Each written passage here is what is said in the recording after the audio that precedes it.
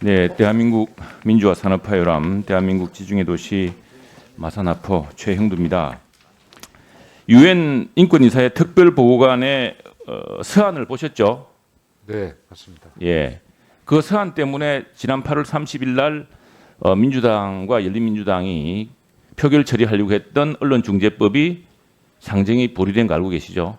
네, 자, 이것이 지금 우리가 이제 8인 협의체를 마치고 여야 간의 원내 지도부가 미디어 특위를 구성하면서 이 법을 상정을 보류했습니다. 사실상 내용적으로는 언론중재법에서 징벌적 손배 논의는 이제 더 이상 논의하지 않기로 하고 사실 한 겁니다. 명예롭게 하기 위해서 서로 공개를 하지 않았지만 지금 이제 이렇게 되면은 문체부로서는 이 문제에 대해서 유엔에 답변할 지금 시간을 좀 벌게 되었습니다.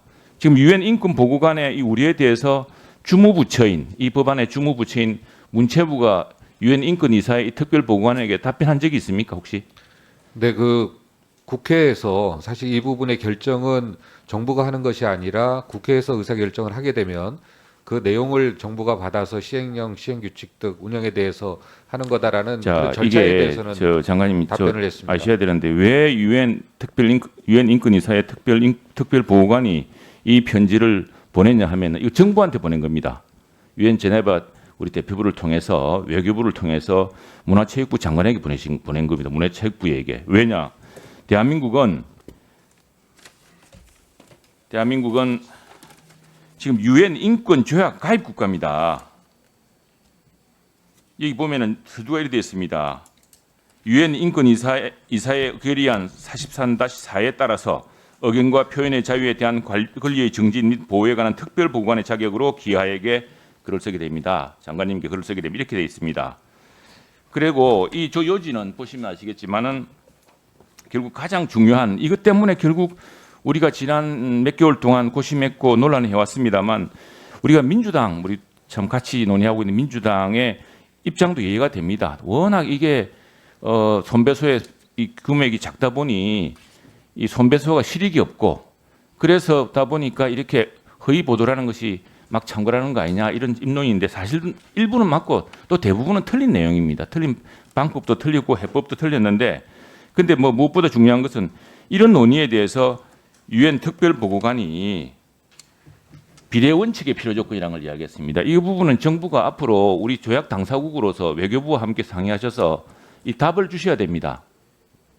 네, 근데 국회에서 의견이 나와야 정부가 그러니까 이제 답변할 수 국회에서 있는 부분. 국회에서 그것 때문에 이제 그 여야가 우리 경론 끝에 결국 이 징벌적 손해배상, 징벌적 손배, 특히 5배 징벌적 손배라는 것은 그것을 뭐 5배로 하든 또 3배 내지 5천만 원보다 많은 것으로 하든 이것은 지금 유엔이 제기했던 비례 원칙의 필요 조건에 맞지 않다.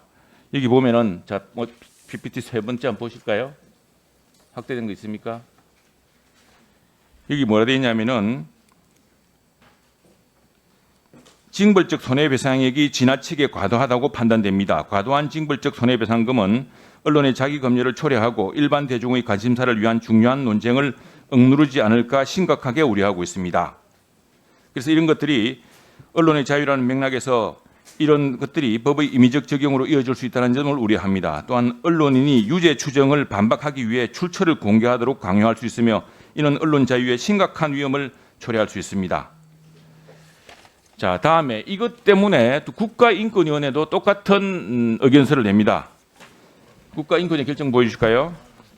국가인권위원회 결정문에서 이 판단 및 참고 기준도 역시 유엔 특별보고관이 이야기했던 유엔의 시민적 정치적 권리에 관한 국제규약 19조 ICPPR인가 하나요?